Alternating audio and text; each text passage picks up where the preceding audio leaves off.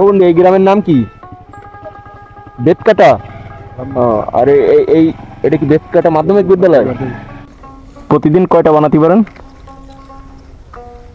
প্রতিদিন দুই বেলায় 300-400 ভারি বানাতে। 300-400 দুই বেলায়? ওয়েলকাম টু হৃদয় বাগেরহাট। প্রিয় ভিউয়ার্স, চলে আইছি নতুন একটা ব্লগ ভিডিও নিয়ে। আমি সাথে আছি বাবু। আর আজকে ঘুরে দেখাবো বাগেরহাট রামপালের বেতকাটা গ্রাম।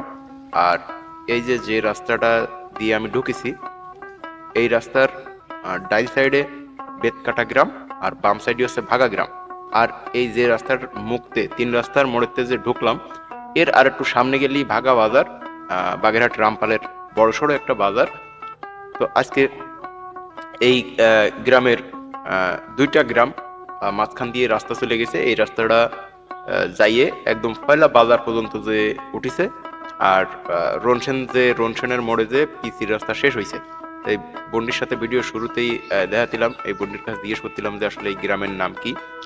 তো বন্ডি কতিল খুবই একটু মানে বিরক্ত, আসলে ক্যামেরার সামনে সবার কথা কর অভ্যাস না। আর আমি যেসব এলাকায় যাই মোটামুটি চেষ্টা করি যে সামনে যেই বাদুক, ছেলে হোক মেয়ে হোক, মোটামুটি একটা ইন্ট্রো নেওয়ার জন্যই। কারণ এটা যেসব এলাকায় যায় সেই সব এলাকার মানুষকে ভিডিওটা মানে একটু আকৃষ্ট করে বা তাদেরকে একটা অন্যরকম ফিল দেয় যে এই এলাকার মানুষের একটা ইন্টারভিউ আছে। তো যার কারণে বাগেরহাটের বিভিন্ন প্রান্তে যাই, যখন যে যেমনই হোক, যাকে সামনে পাই তারই ইন্ট্রো নেওয়ার চেষ্টা করি। তো আসলে সবাই তো ক্যামেরার সামনে কথা কর জন্য অভ্যস্ত না, তো এই কারণে আর কি একটু সমস্যা হয়। তো এই গ্রামে কিন্তু প্রচুর পরিমাণ কুমাররা আছে যারা মাটির আসবাবপত্র জিনিসপত্র বানায়। তো এই জায়গায় আমি যাওয়ার সময় হঠাৎ করে আমার চোখে পড়লো। তো চিন্তা করলাম যে জিনিসটা একটু তুলে ধরি আর কি বানাচ্ছে সেটা একটু দেখানোর চেষ্টা করব।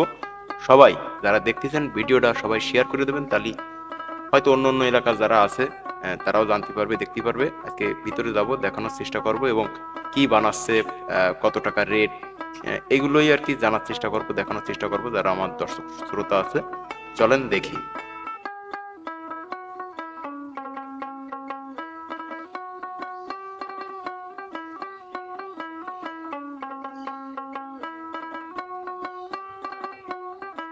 এই মালসা শ হিসেবে বিক্রি করেন না?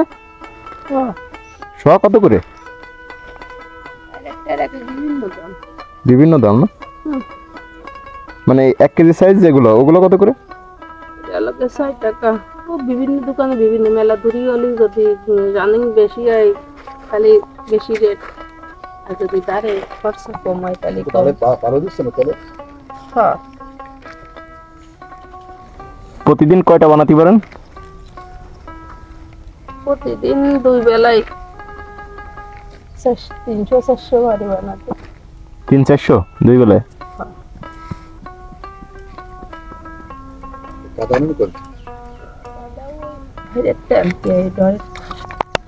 এটা আবার পোড়াইতে হয় না?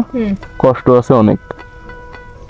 তো প্রিয় ভিউয়ার্স, আপনারা যারা ভিডিওটা দেখতেছেন, ভিডিওটা সবাই বেশি বেশি করে শেয়ার করে দেবেন, তাহলে হয়তো ইনাগো একটু উপকার হবে। এই ভিডিওটা ছড়া পড়লে যাগোই মালসা টালসা প্রয়োজন হয়, তারাও হয়তো এই জায়গায় আসতে পারবে। আর এই গ্রামের এই রাস্তার দুই সাইডই, বাম সাইডই ভাগা আর ডান সাইডে হচ্ছে বেতকাটা, আবার মিরেখালি পালপাড়াও কয়। তো যাই হোক, আমি যতটুক জানতে পারেছি ততটুকুই কলাম। তো যারা এই জায়গার আছেন তারা সঠিক তথ্যটা তুলে ধরবেন, তাহলেই হয়তো আরো অনেকেই অনেক কিছু জানতে পারবে। তো এলাকা হিসেবে খুবই মনোমুগ্ধকর একটা এলাকা, মানে এদিকেই আমার খুবই ভালো লাগে।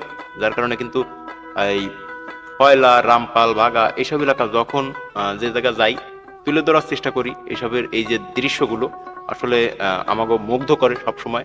বা যারা বাগেরহাটের বাইরে আসছে আমার ভিডিওগুলো পছন্দ করে, তারা কিন্তু এইসবই দৃশ্যগুলো দেখতে ভালো লাগে তাদের কাছে, তার জন্যই কিন্তু বারবার আমার কাছে রিকোয়েস্ট করে। তারপরে আবার যারা এই এলাকাতে দূরে আছে, মানে কর্মের তাগিদে এই এলাকা সাইডে দূরে চলে গেছে, ঢাকায় আছে বা চিটাগাং আছে, এরপরে অনেকে আছে প্রবাসী, তারা কিন্তু বিশেষ করে তাদের যে আত্মপ্রকাশ, মানে তারা মনে হয় যে এই ভিডিওগুলো যখন তারা দেখে তখন তাকে মনে হয় যে কেমন যেন তারা এলাকায় ঢুকে গেছে, মানে এলাকায় বসেই দেখতেছে, এরকম একটা তাকে তাও ফিল হয় ভিতরে।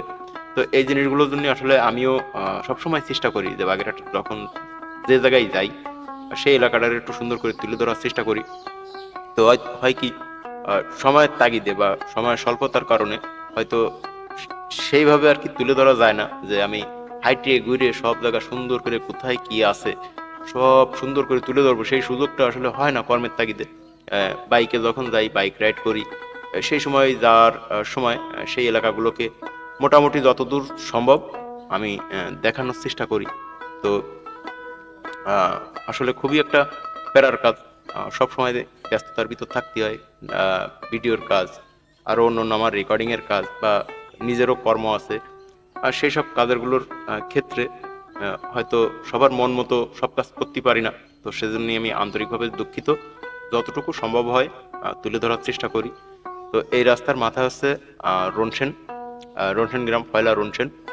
তো এদিকে যারা আছেন তারা চেনবেন, কিন্তু যারা চেনে না তাদের জন্য আর কি আমার তো বাগেরহাটের আঞ্চলিক ভাষা আমি সবসময় মানে মিশিয়ে গুছিয়ে করার চেষ্টা করি যে আমাকে বাগেরহাটের আঞ্চলিক ভাষাটা যাতে টিকে থাকে বা সবাই জানতে পারে, বুঝতে পারে। যারা 90 দশক বা 80 দশকের আছে তারা কিন্তু ন্যাচারালি এইভাবেই কথা কত এখনো শুনি। আবার অনেকেই তর্ক বিতর্ক করে, তবু যদিও কারোর সাথে আমি এই বিষয় নিয়ে তর্ক বিতর্ক একদমই করি না। তো যাই হোক, এখন আমরা স্মার্ট ভাবেই সবাই কথা কথি পছন্দ করি, কইও। তো এটা যার যার ব্যক্তিগত অভিমত। তো ভিডিওটা দীর্ঘ করব না, আমি চলে আইছি রনসেনের মাথায়, মানে এই রাস্তার শেষ প্রান্তে প্রায়। তো ভিডিওটা সবার কাছে রিকোয়েস্ট থাকলো সবাই বেশি বেশি করে শেয়ার করে দিবেন, আর হৃদয় বাগেরহাট পেজ এবং ইউটিউব চ্যানেলটা সাবস্ক্রাইব করে দিবেন। ধন্যবাদ সবাইকে।